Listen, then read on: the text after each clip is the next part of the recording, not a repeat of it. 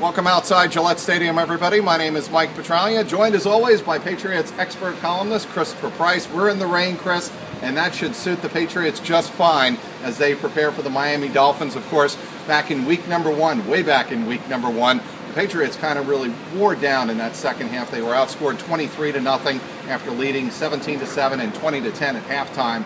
Should be a different story this weekend.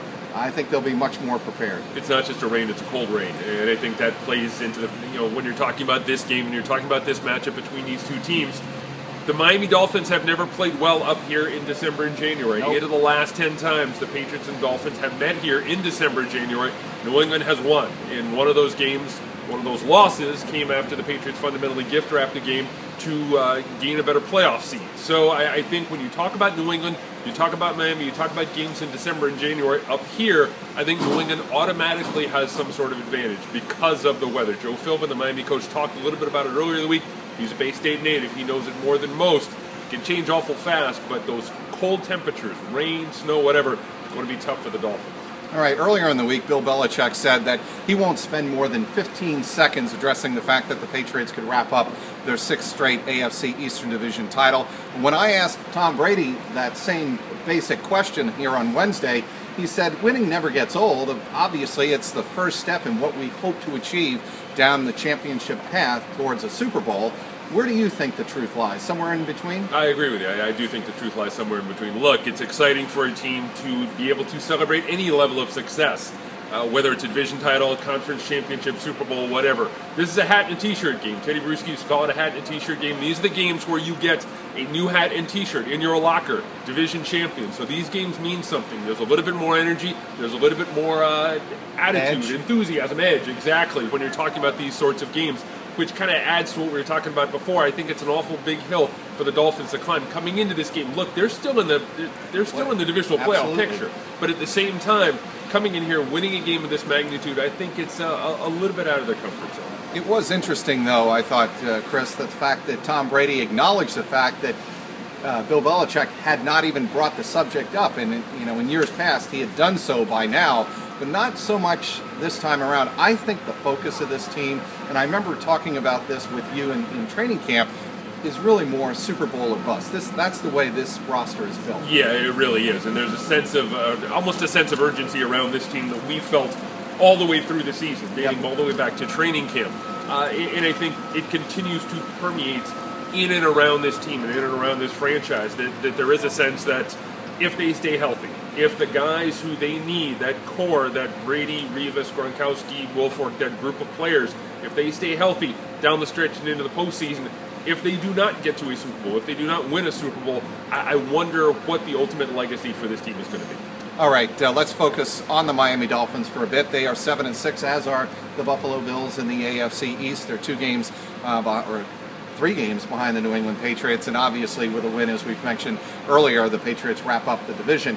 But I want to focus on one player in particular that Bill Belichick brought up on Wednesday, and that's Cameron Wake. He compared him to Julius Peppers and other great pass rushers that we have seen in the NFL, the way he lines up on the defensive right side and the defensive left side, the offensive right side. Cameron Wake, one of the best pure pass rushers we've seen. Yeah, he's not only got the high motor, but he's got the size to go with it. Those guys are few and far between. I think that the Peppers comparison makes a lot of sense. And they do have a slightly different body type, but it's very rare you see guys that big with that high motor. J.J. Watt is that kind of guy who plays more on the inside as opposed to the outside, but it's there.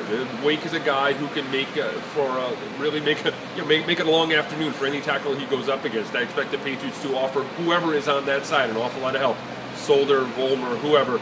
They stack it with an extra tight end. I'm going to be interested to see. It's going to be interesting to see if Cameron Fleming is going to be able to go this week. There are different ways that you can kind of negate that, but he's still going to be a handful for anyone who goes up opposite. Obviously, the Patriots last weekend against San Diego without Cameron Fleming were able to use Marcus Cannon as a tackle eligible. How do you think he has done in that role? It's been a very key role in terms of helping stabilize that offensive line. I think he's struggled at times. I think it's interesting because you look at what that job entails. It's not just sticking an extra body at the end of the line. Right. It's working really, as a tight end, technique, footwork, the whole approach. You have to kind of change your mindset a little bit. So I think Fleming has done a really good job at it. I think Cannon struggled at times, but I think right now, if you had to choose between the two, I'd go with Fleming. All right, a couple of players that Bill Belichick also spoke about. I asked him about Jonathan Casillas, the backup linebacker, who did a really terrific job communicating along with Jamie Collins on Sunday night in the win over San Diego, and Akeem Ayers. Those two players, how they've come along, how they've developed, and how essential they've become, especially with injuries to, obviously, Gerard Mayo, who's gone for the year, and also Dante Hightower, who was out with the shoulder injury, may or may not play this week. Chandler Jones as well. Right. I think Ayers has taken a lot of snaps from that spot where Chandler Jones would usually be playing, and I'm going to be interested to see how much his overall playing time is affected if Chandler Jones is able to come back this week. It is. Watching that group, and I put Blunt in there as well, that whole group of newcomers, and I know Blunt's not technically a newcomer, but I'm going to put him in that group. Sure. Those in-season acquisition. Exactly. Those in-season acquisitions that they made have really paid dividends. Ayers is a guy who's really wasting away on the bench in Tennessee. He's come in here. He's done a very good job. He's kind of started as a situational guy and a special teams guy and has grown into a much bigger role. Casillas is another guy who started as a special teams guy and really kind of blossomed, especially last week against the Chargers, doing a great job there in the middle. So those guys, those mid-season acquisitions for this team have really paid big dividends now, and I anticipate them doing the same down the stretch. Somebody who did not get a lot of love, and I think we were remiss, I for one, being out on the scene, did not speak to Ryan Allen after that game. He did a fantastic job really controlling the field position game for Bill Belichick, always very vital, pinning the Chargers inside the 20 4 times and inside the 15 3 times to open that second half, and really giving the Patriots time and patience to finally find their offensive rhythm. He was named on Wednesday the AFC Special Teams Player of the Week. Third member of the Patriots this year to win Special Teams Player of the Week honors. It's an overlooked area, and quite frankly, it's not nearly as sexy as what happens on either side of the ball. Right. But special teams is a difference maker for this team. They have one of the best, if not the best, special teams grouping in the league. The one area where I would feel a little bit shaky going into the postseason is Danny Akeem. He struggled a little bit at times working as the long snapper. I know he got dinged up a little bit a couple of weeks ago with a head injury, and they had to bring Rob Ninkovich in to work as a long snapper. But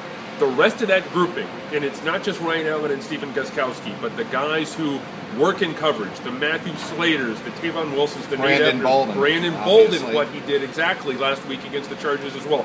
Special teams is an absolute difference maker for this team, and it's going to be one of the reasons why this team is going to be able to play deep into January. And I'll tell you one thing, Chris.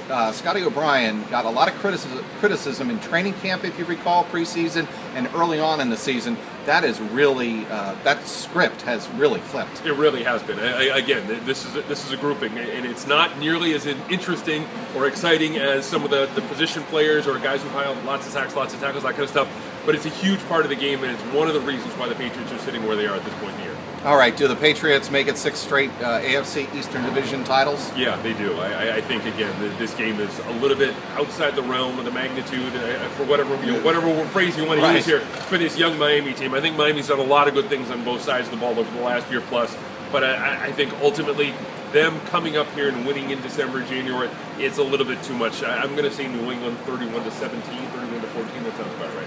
Give Joe Philbin a lot of credit. He was under the microscope big time last year for how the organization handled the Jonathan Martin case. They have bounced back with a very respectable year. Again, they are in the playoff hunt.